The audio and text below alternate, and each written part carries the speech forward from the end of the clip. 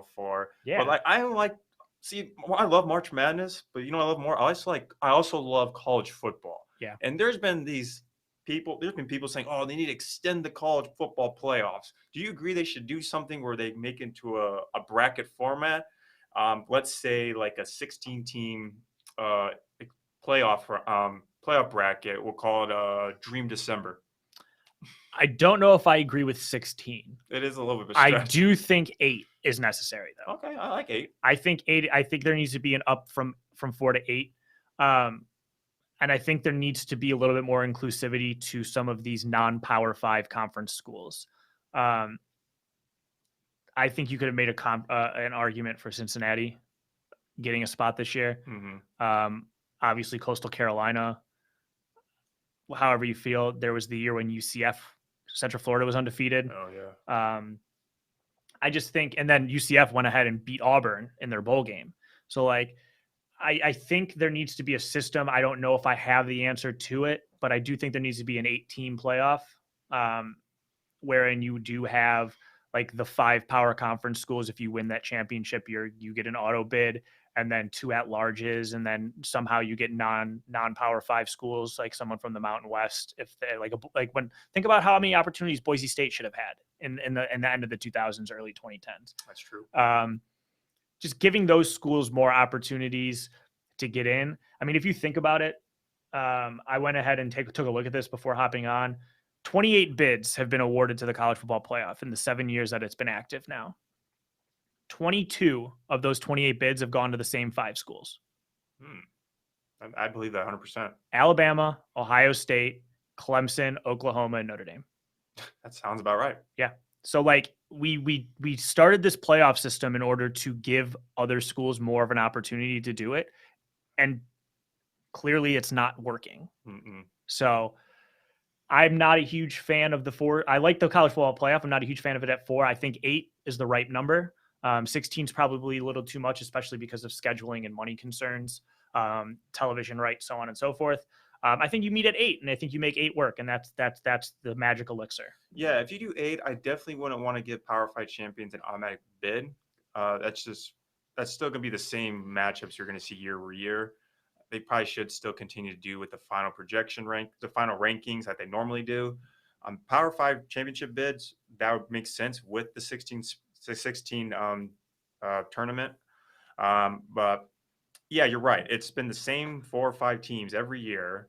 And a lot has to do with it's a cycle. If you win a championship, you get high recruit. You get high recruit, you win another championship. It just keeps going and going. And those schools are never going to not get high recruits. Name recognition alone puts Bama, Clemson, Ohio State above the rest. Mm-hmm. And it is a vicious cycle. It's kind of the way of it's the landscape of college sports. But like, I have a hard time believing that like if you gave a team like an 8 seed an opportunity in a playoff matchup to play in Alabama, that team they might lose, but it's more entertaining than watching Alabama throw Notre Dame around for 40. That's true. You know what I'm saying? Like watching Alabama play Notre Dame this year in the semifinal, like that was brutal. That was so freaking boring. I feel bad for Ian Brook. Sorry, Clemson against Notre Dame, not Bama. Clemson. Oh, you're right. It was Clemson. I mean, Bama thrashed Ohio State. So, actually, yeah, that was I knew right there. Like, yeah, this is the best offensive team I've ever seen. Yeah, it was bad. But back to like these smaller schools that, like example, Cincinnati not making it into the playoffs. Like, did they win their bowl game against Georgia? Let me double check on that. Well, I have it right here. I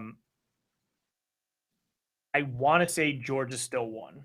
Okay. But I believe it was a close game.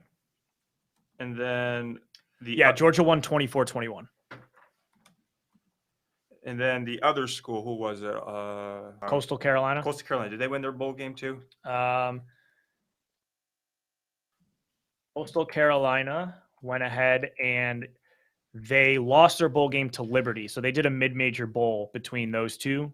Liberty obviously they both were 10-1 entering the season, or entering the bowl season. Right. 37-34 game between Liberty and Coastal Carolina.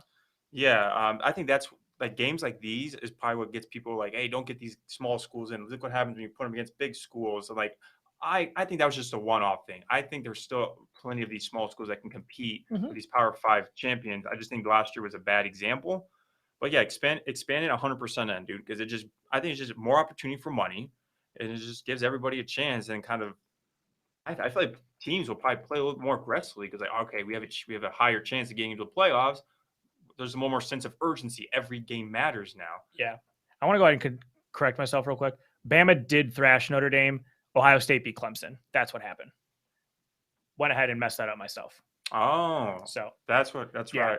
Bama's thrashed Notre Dame, and then Ohio State beat Clemson, and then Bama thrashed Ohio State in the national championship. Gotcha.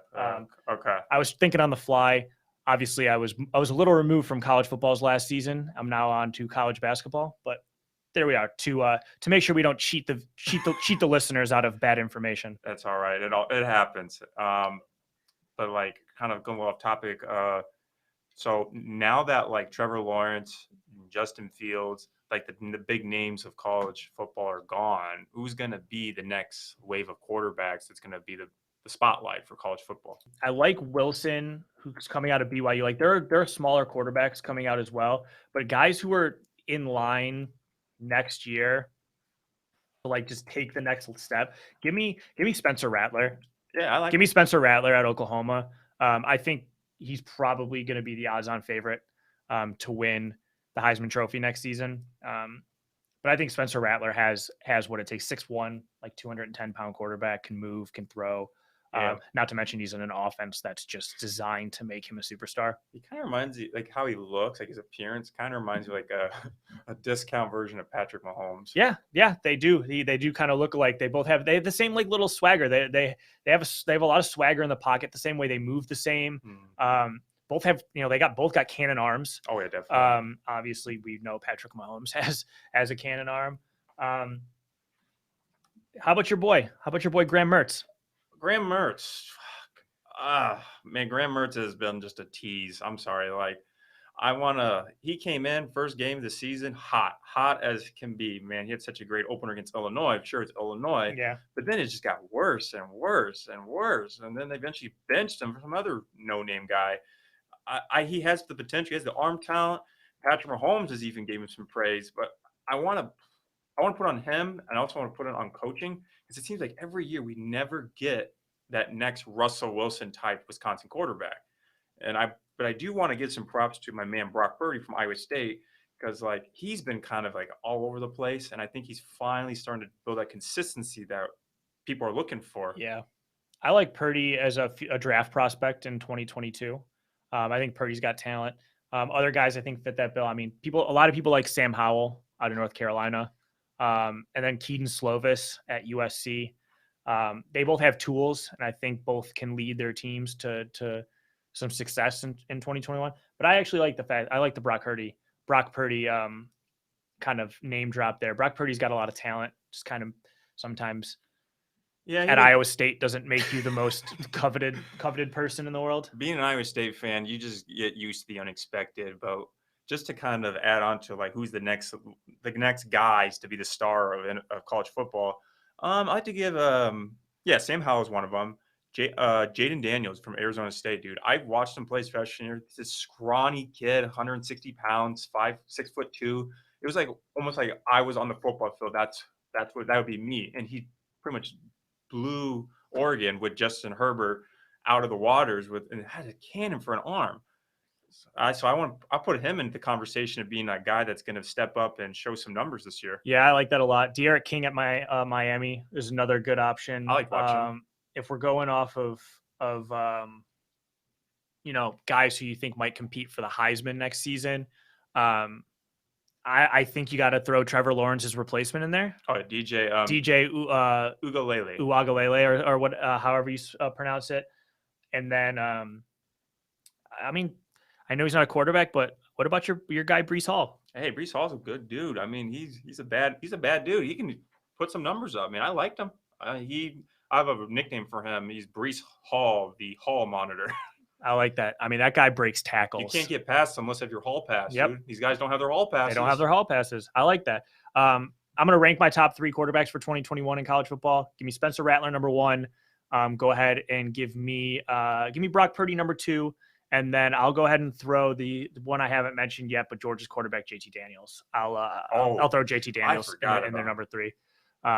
That's probably where my quarterback love lies in heading into the next college football season. Hey, I'll go with that. I agree with it. Beautiful.